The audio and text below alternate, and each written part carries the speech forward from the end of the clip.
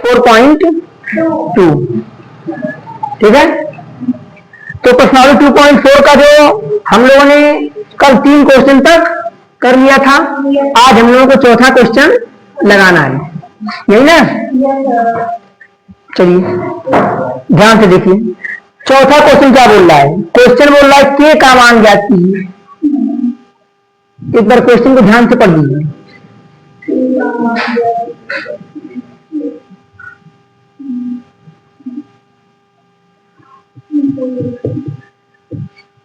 के का मान ज्ञात कीजिए जबकि x माइनस 2x बराबर 2 और y बराबर 1, x बराबर 2, y बराबर 1। समीकरण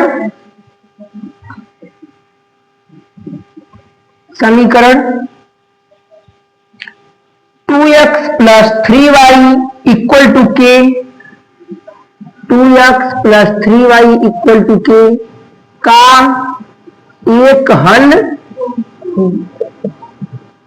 अब ध्यान से देखिएगा, ये रहा आपका क्वेश्चन नंबर 4। पहले हम प्रश्न की भाषा को समझेंगे कि आखिर क्वेश्चन का क्या रहा है। देखिए, के का मान ज्ञात कीजिए जबकि x बराबर 2 और y बराबर 1, समीकरण 2x plus 3y equal to के का एक हल हो। अब ध्यान से समझिएगा बात को।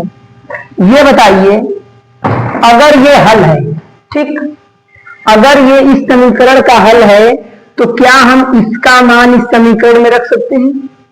ध्यान से देखिएगा, पहले हम लिखेंगे समीकरण। समीकरण क्या है, 2x प्लस 3y बराबर 2। हमें इसी के का मान ज्ञात करना है। किसका मान ज्ञात करना है, के का। और ये जो x बराबर 2 और y बराबर 1 है, ये इस समीकरण का एक हल है। तो अगर ये इसका हल है तो जहां जहां x है वहां वहां हम 2 रख सकते हैं, और जहां जहां y है वहां वहां हम 1 रख सकते हैं।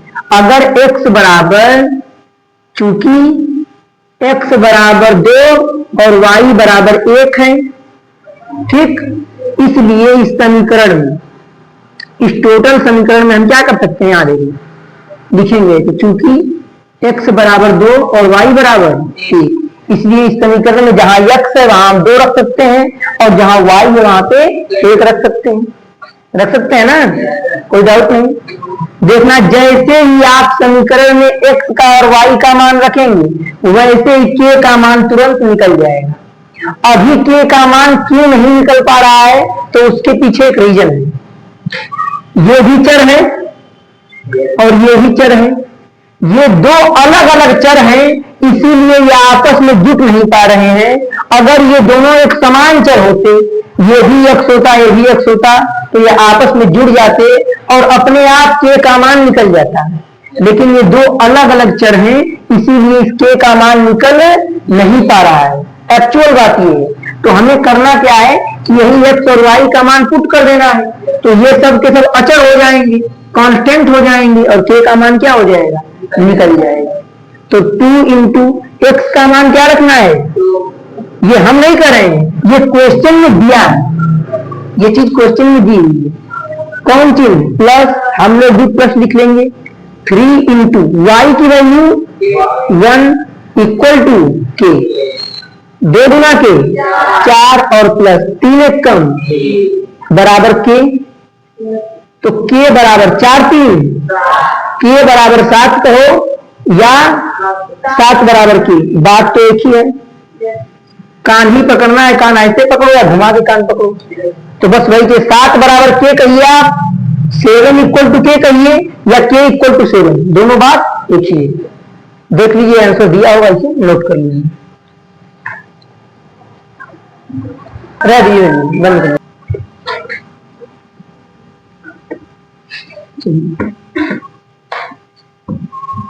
आपके एनसीईआरटी बुक मैथ का चैप्टर नंबर 6, 5-6 स्टार्ट कर रहा हूं। त्रिभुज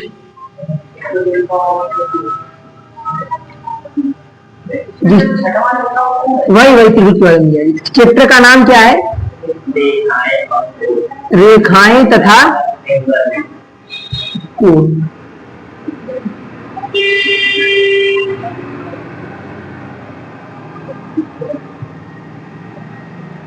अब ध्यान से देखना आप लोग, यह है आपका चैप्टर नंबर 3, इसे हम लोगों को पढ़ना है।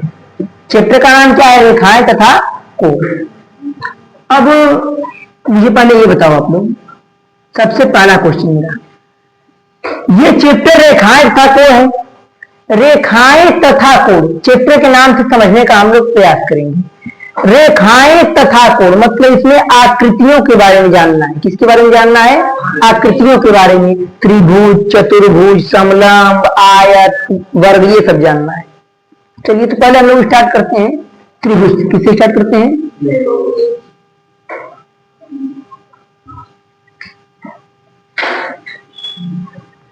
ये बेसिक बता रहा हूं एकदम। पहले बताओ त्रिभुज कहते किसे हैं? ठीक है, देखो तो मान लो मैंने एक आकृति बनाई,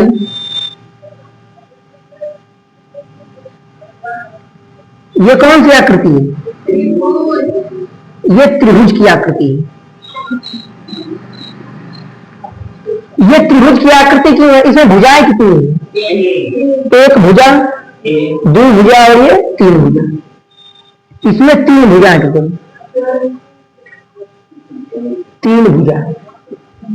तो अब कुछ बच्चों के माइंड में भ्रम होता है कि सर तीन भुजाएं जिसमें होती हैं उसे त्रिभुज कहते हैं। ये देखो, ये एक भुजा, ये दो भुजा और ये तीन भुजा। यही तो भुजा है भाई ना। जो हमने एक रेखा खींच दिया तो भुजा है, सिंपल बात है। यही तो भुजा है, ये भी तीन भुजाएं हैं। लेकिन क्या ये त्रिभुज है? ये त्रिभुज नहीं है। मतलब कि जो हमारी ये परिभाषा है कि तीन भुजाओं, ऐसी आकृति जिसमें तीन भुजाएं हैं उसे त्रिभुज कहते हैं, ये पूरा सही नहीं है। ऐसी आकृति जिसमें तीन भुजाएं हैं, क्या इसे त्रिभुज कहेंगे? तो ये परिभाषा अस्पष्ट नहीं है। स्पष्ट परिभाषा क्या है कि तीन भुजाओं से घिरी हुई आकृति। देखो घिरी हुई है चारों तरफ से, ये तीनों ओर से क्या हुई है? घिरी है। तो हम ये अगर परिभाषा बताएं कि तीन भुजाओं से घिरी हुई आकृति को त्रिभुज कहते हैं तो एकदम 100% क्या होगी? ट्रुथ होगी। ये जो परिभाषा है कि तीन भुजाओं से बनी आकृति या ऐसी आकृति इसमें तीन भुजाएं त्रिभुज कहलाएंगे। देख ली क्या त्रिभुज है? तो हमें ये नहीं बताना, बल्कि हमें ये बताना है कि तीन भुजाओं से घिरी हुई आकृति को त्रिभुज कहते हैं। चलिए अब ये हो गया। अगर बात की जाए इसकी परिभाषा की तो आप सिंपल लिख सकते हैं, तीन भुजाओं से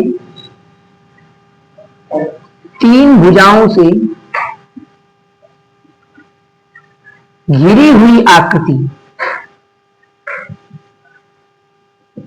तीन भुजाओं से घिरी हुई आकृति त्रिभुज कहलाती है।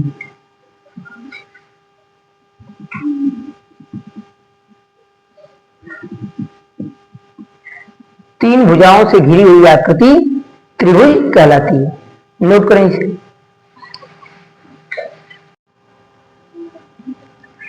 अब हम लोग फिलहाल पढ़ेंगे त्रिभुज के प्रकार। क्या पढ़ेंगे?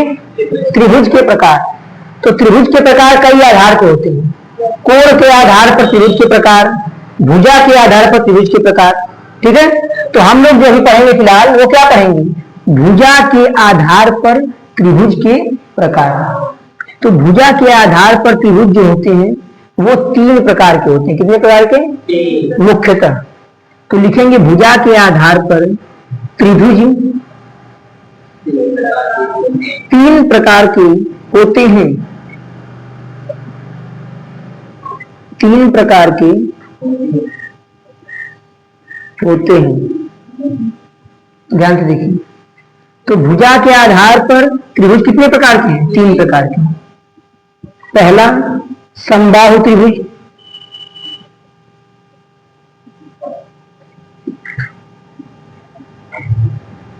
दूसरा है समद्विबाहु त्रिभुज।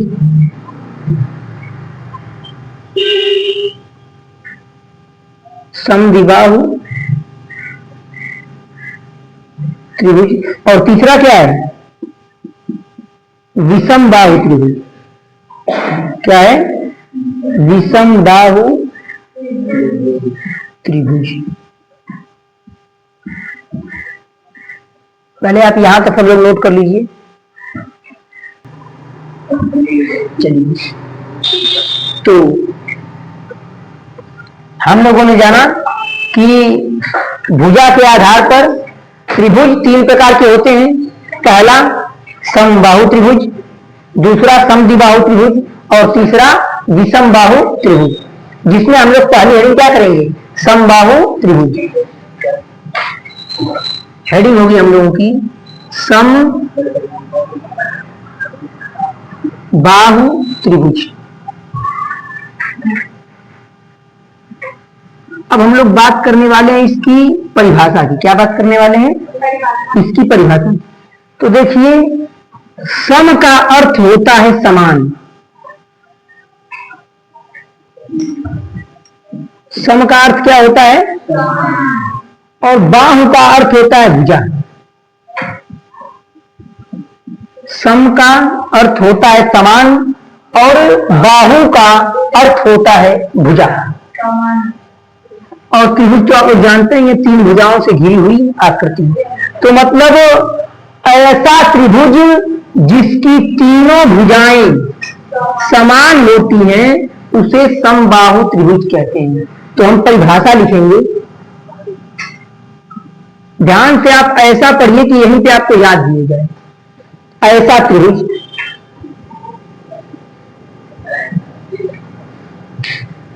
ऐसा त्रिभुज जिसकी तीनों भुजाएं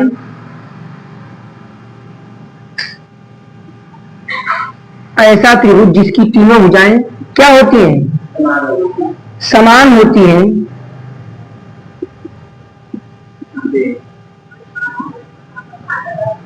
उसे समबाहु त्रिभुज उसे समबाहु त्रिभुज कहते हैं। ध्यान से देखना है। परिभाषा हमने क्या बनाया? ऐसा त्रिभुज जिसकी तीनों भुजाएं समान होती हैं उसे समबाहु त्रिभुज कहते हैं। एग्जाम्पल, मान लो मैंने एक त्रिभुज बनाया, इसके इस भुजा का मान, ये भुजा 3 मीटर की है। कितने मीटर की? ये भी भुजा 3 मीटर की है और ये भी भुजा। तो इस त्रिभुज की तीनों भुजाएं क्या है? समान है। मतलब तीनों भुजाओं की लंबाई समान है, अर्थात तीनों भुजाएं भी समान है। तो ये कौन सा त्रिभुज हो गया? ये हो गया आपका समबाहु त्रिभुज। अब ध्यान से देखना, मैंने एक और त्रिभुज बनाया। एक भुजा का मान 5 है, एक भुजा का मान 4, एक भुजा का मान 3। तो क्या ये समबाहु त्रिभुज है? नहीं, ये समबाहु त्रिभुज नहीं है। अब ये समबाहु त्रिभुज क्यों नहीं है? क्योंकि इसके तीनों भुजाओं का जो मान है वो अलग अलग है, बस इसीलिए ये समबाहु त्रिभुज नहीं है। समझ आ गया? ये आप लोग लिख लीजिए और यहां तक पूरा नोट कर लीजिए। तो हम लोगों ने समबाहु त्रिभुज पढ़ लिया। यहाँ पे ये समाबाहु नहीं, समबाहु रहेगा, यहाँ थोड़ा मिस्टेक हुआ है। ठीक है, यहाँ पे समबाहु रहेगा, समबाहु त्रिभुज। चलिए, तो समबाहु त्रिभुज समझ में आ गया। अब हम लोग अगला, हम लोगों की हेडिंग क्या पड़ेगी? सवाल सब एक साथ लगवाएंगे, पहले हम लोग बेसिक पढ़ने का। अगली हेडिंग हम लोगों की पड़ेगी, हमने बताया था आपको कि भुजा के आधार पर त्रिभुज 3 प्रकार के होते हैं, समबाहु, समद्विबाहु और विषमबाहु। तो समबाहु हमने पढ़ लिया। अब हम लोग क्या पढ़ेंगे? समद्विबाहु।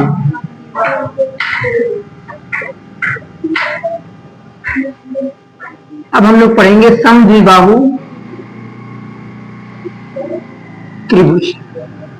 ध्यान से देखिए, यहां पर इधर देखना रहेगा, इसकी परिभाषा क्या है। तो इस के नाम में ही, इस त्रिभुज के नाम में ही इसकी परिभाषा हिडन है, इसकी परिभाषा छिपी हुई है, बस आपको उसको समझने की आवश्यकता है। सम का अर्थ होता है समान, द्वि का अर्थ होता है दो, और बाहु का अर्थ क्या होता है? समद्विबाहु त्रिभुज। सम का अर्थ है समान, द्वि का अर्थ है दो, और बाहु का अर्थ है क्या? भुजा। मतलब ऐसा त्रिभुज जिसकी दो भुजाएं समान होती हैं, उसे समद्विबाहु त्रिभुज कहते हैं। तो परिभाषा क्या बनेगी? परिभाषा, ऐसा त्रिभुज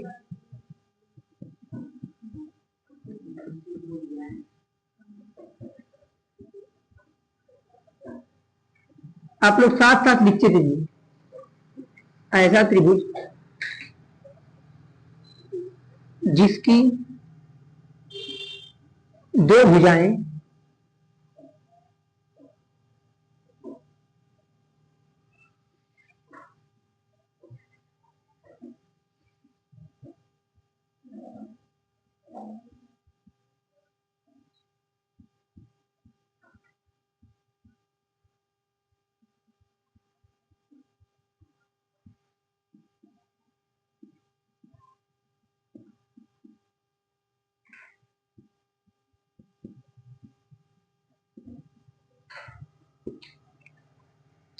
ऐसा त्रिभुज। अब स्टॉप करिए एक मिनट, ध्यान दें।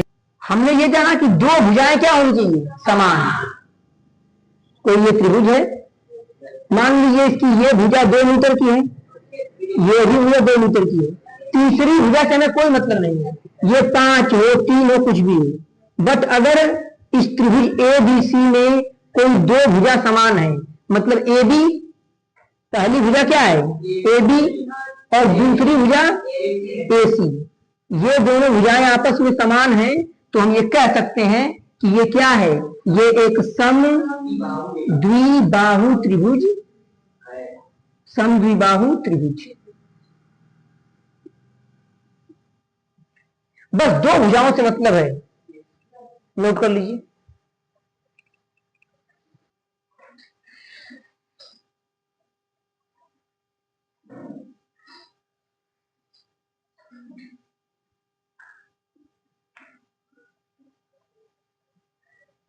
अंक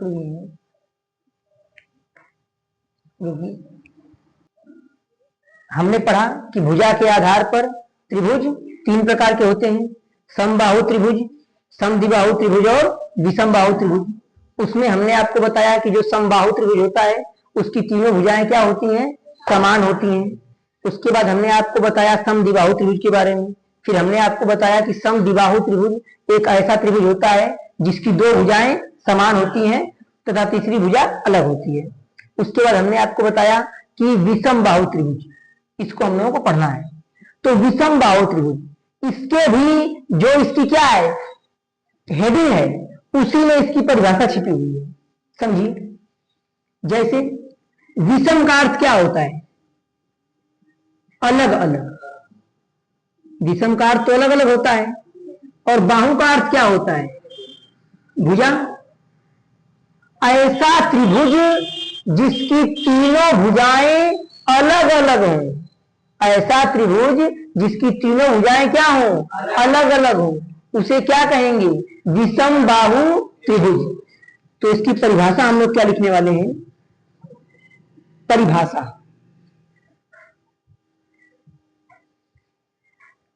ऐसा त्रिभुज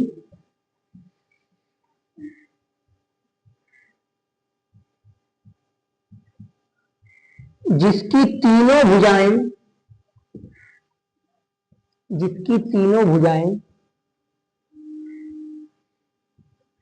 अलग अलग हूं। कैसी हूं? अलग अलग हूं।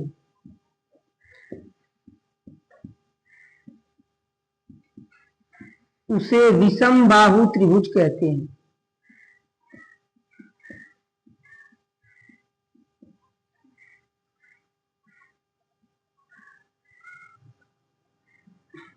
उसे विषम बाहु त्रिभुज कहते हैं। अब ध्यान से समझिए, इधर आप लोग लिखने के लिए हम टाइम देंगे।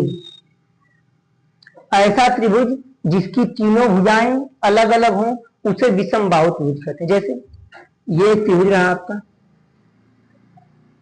ये 2 मीटर भुजा है, ये 4 मीटर भुजा है, ये 5 मीटर। क्या तीनों भुजाओं में से किसी भुजा की लंबाई समान है? 3 भुजाएं हैं, क्या कोई भुजा इसमें समान है? तीनों भुजाएं क्या हैं? विषम है। विषम है यानी कि हम कह सकते हैं दूसरे शब्दों में अलग अलग हैं। क्या है? अलग अलग हैं। अलग अलग हैं। तो तीनों भुजाएं असमान हैं, अलग अलग हैं, इसलिए ये त्रिभुज कौन सा है? विषम बाहु त्रिभुज है। नोट कर लीजिए, हमने पढ़ा समबाहु त्रिभुज, समद्विबाहु त्रिभुज और विषम बाहु त्रिभुज। इसमें कुछ डाउट बचेंगे तो हम 2 मिनट आप लोग क्या लेंगे? डाउट लेंगे।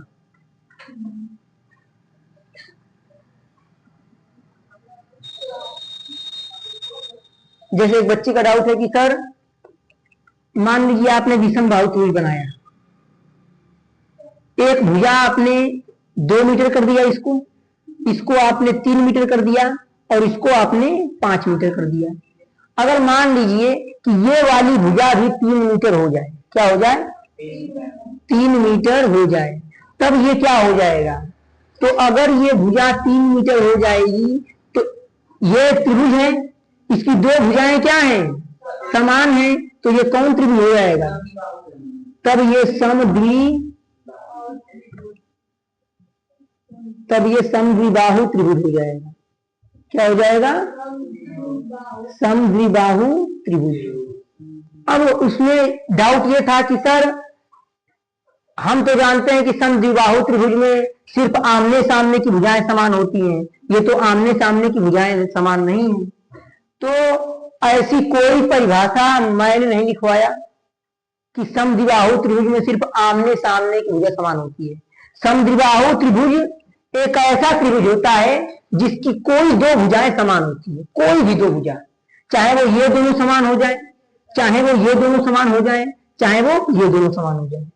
अगर कोई भी 2 भुजा किसी त्रिभुज की समान है तो उसका नाम आप आंख बंद करके समद्विबाहु त्रिभुज रख सकते हैं। इसमें कोई गलत नहीं कर सकता। ये 100% क्या है? सही है कि 2 भुजाएं समान हैं तो उसका नाम समद्विबाहु त्रिभुज है। अगर इसी त्रिभुज में ये भी 3 मीटर हो जाए तो तीनों 3 3 3 तीनों समान हो गई तो यही त्रिभुज क्या बन जाएगा? अब यही त्रिभुज समबाहु त्रिभुज बन जाएगा।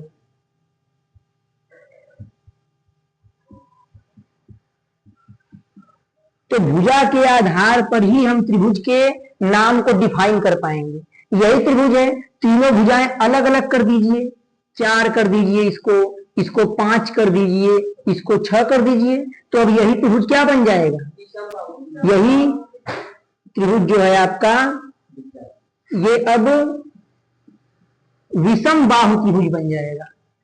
तो according to the figure and according to situation, स्थिति के हिसाब से हम त्रिभुज का नाम डिफाइन करते हैं कि समबाहु त्रिभुज है, कि समद्विबाहु त्रिभुज है, कि विषम बाहु त्रिभुज है। कोई दिक्कत? ठीक।